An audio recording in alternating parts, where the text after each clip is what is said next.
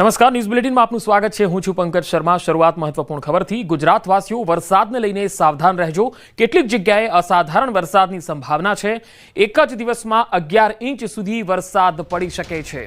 ગુજરાતમાં સિસ્ટમ વધુ મજબૂત થવાની સંભાવના છે અને ગુજરાત આવીને આ સિસ્ટમ વધારે ડિપ્રેશનમાં પરિવર્તિત થઈ શકે છે। હાલ વેલમાર્ક લો પ્રેશર સ્વરૂપે સક્રિય છે। સિસ્ટમ રવિવાર સુધીમાં ડિપ્રેશનમાં ફેરવાઈ શકે છે અને 3 દિવસ ભારેથી અતિ ભારે વરસાદની સંભાવના છે। ઉત્તર ગુજરાત, સૌરાષ્ટ્ર અને કચ્છમાં વધુ વરસાદની સંભાવના રહેશે।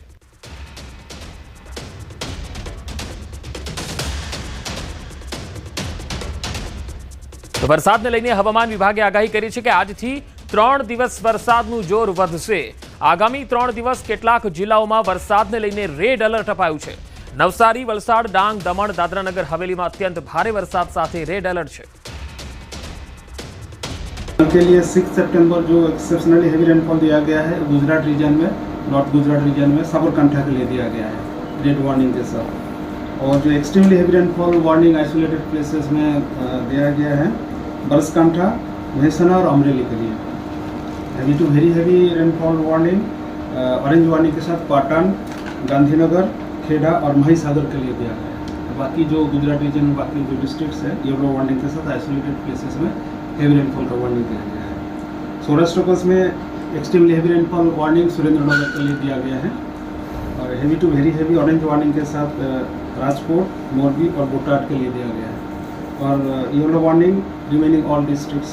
यह साइक्लोनिक सर्कुलेशन अभी परसिस्ट कर रहा है उत्तर पूर्व Arabian sea adjoining Gujarat between 5.8 and 7.6 kilometre above mean sea level. ये जो ऊपर अपर या साइक्लोनिक सर्कुलेशन के साथ एक ट्रफ लाइन भी परसिस्ट कर रहा है। ये उत्तर पूर्व अरबियन सी टू पर वेलमार्क लो प्रेशर का जो एसोसिएटेड साइक्लोनिक सर्कुलेशन है उत्तर पश्चिम एमपी के ऊपर वहाँ तक अक्रॉस सौराष्ट्र और दक्षिण गुजरात होती हुई between 1.5 and 5.8 kilometre above mean sea level. તો અરવલ્લીમાં ધનસુરા તાલુકામાં ધોધમાર વરસાદના અહેવાલ આવી રહ્યા છે। 1 કલાકમાં 4.5 ઇંચ વરસાદ ખાબક્યો છે।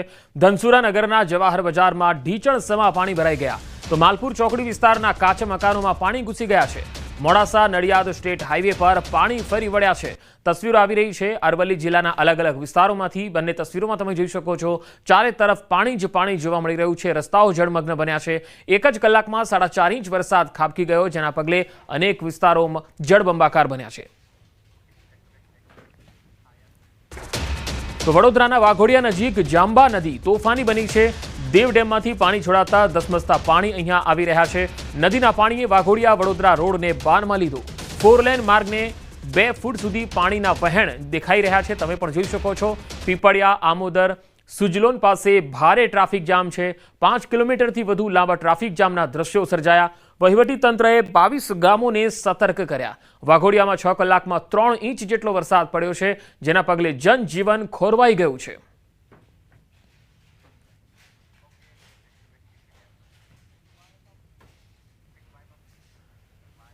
તો આ તરફ વડોદરાના શિનોર, સાંધલી, માલસરને જોડતા રોડ પર પાણી ફરી વળ્યા છે। આ તસવીરો જુઓ।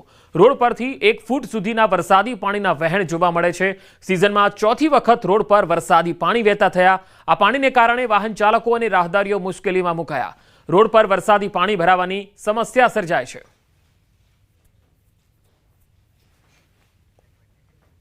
તો ભરૂચમાં ગોલ્ડન બ્રિજના આકાશી દ્રશ્યો પણ સામે આવ્યા। અહીંયા સતત વરસાદને પગલે નર્મદા નદીમાં પૂર આવ્યું। ભરૂચ, નર્મદા મૈયા અને ગોલ્ડન બ્રિજના આકાશી દ્રશ્યો જોવા મળ્યા। અહીંયા 2 દિવસથી વરસી રહેલા સતત વરસાદને કારણે ભરૂચ શહેર નર્મદા નદીમાં પૂરની પરિસ્થિતિ સર્જાઈ। ભરૂચ નર્મદા નદીના આકાશી દ્રશ્યોનો અદ્ભુત નજારો જોવા મળી રહ્યો છે। તો આ તસવીરો તમે જોઈ શકો છો ગોલ્ડન બ્રિજના આકાશી દ્રશ્યો। અહીંયા નર્મદા ઉફાન પર છે। નર્મદા નદીમાં તેની ભયજનક સપાટીની નજીક પહોંચી ગઈ છે અને હાલ તેનું પાણી છે એ આસપાસના નીચાણવાળા વિસ્તારોમાં જઈ રહ્યું છે। તેના કારણે નીચાણવાળા વિસ્તારોમાં એલર્ટ પણ અપાયેલું છે। નર્મદા નદીમાં પૂરની સ્થિતિ જોવા મળી રહી છે કારણ કે ઉપરવાસથી પણ પાણી અને સતત વરસાદને પગલે હાલ નર્મદા નદી જે છે એ 2 કાંઠે થઈ છે અને પૂરની પરિસ્થિતિ સર્જાઈ છે। તો દક્ષિણ ગુજરાતની વાત કરીએ. દક્ષિણ ગુજરાતમાં મેઘરાજાએ તોફાની બેટિંગ કરી છે. અહીંયા નવસારીના ઉપરવાસમાં વરસાદને પગલે પંચાયત હસ્તકના 7 રસ્તાઓ બંધ થયા. નવસારી તાલુકામાં 3, ખેરગામ તાલુકાનો 1 રસ્તો અવરોધાયો હતો. ચીખલી તાલુકાના 2 અને વાંસદા તાલુકાનો 1 માર્ગ ઓવરટેપિંગને કારણે બંધ કરવો પડ્યો. તો ભરૂચમાં સતત વરસાદને પગલે પુરસા કાંકરિયા ગામો સંપર્ક વિહોણા બન્યા છે. પુરસા કાંકરિયા અને માનસંગપુરા ગામને જોડતા માર્ગ પર પાણી ફરી વળ્યા. જીવના જોખમે લોકો 5 કિલોમીટર સુધીનો રસ્તો પસાર કરવા મજબૂર થઈ રહ્યા છે. નોકરી ધંધાર્થે જતા ગામ લોકો જીવના જોખમે રસ્તો પસાર કરી રહ્યા છે.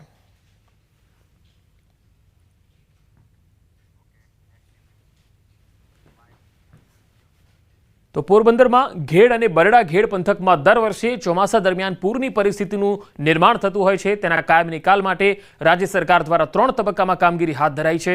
કામગીરી અને સમગ્ર આયોજન અંગેના તબક્કાઓ મામલે પોરબંદરમાં પ્રેસ કોન્ફરન્સ મળી. 3 તબક્કામાં આશરે 1858 કરોડ રૂપિયાના કામોને સૈદ્ધાંતિક મંજૂરી અપાઈ. ઘેડ વિસ્તારના કામોમાં ગેરરીતિના આક્ષેપોને પાયા વિહોણા ગણાવી અત્યાર સુધીમાં માત્ર 13 કરોડનું ચૂકવણું થયું છે તેવી સ્પષ્ટતા પણ કરી.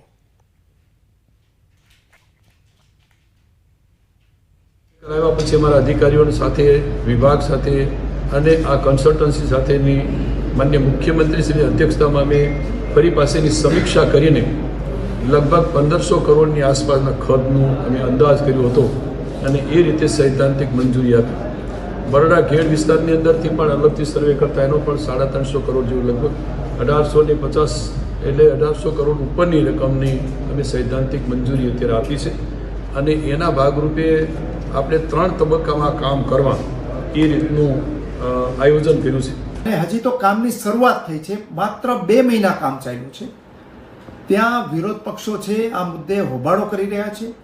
જેમને ઘેડ વિસ્તારના ઘનો ખબર નથી, જે લોકો ક્યારેય ઘેડ વિસ્તારની અંદર આવ્યા નથી, એ લોકો આવી અને એ રાજકીય ખેતી કરવા માટે વારંવાર ઘેડમાં આવે છે.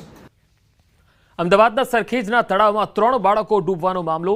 આ ઘટના બાદ અમદાવાદ મહાનગરપાલિકા એક્શનમાં આવી. એએમસી સ્ટેન્ડિંગ કમિટીમાં ચર્ચા કરવામાં આવી. હવે આવી ઘટના ન બને તે માટે નિર્ણયો લેવાયા. શહેરમાં તળાવ અને એએમસી બિલ્ડિંગમાં સીસીટીવી ફરજિયાત કરાશે.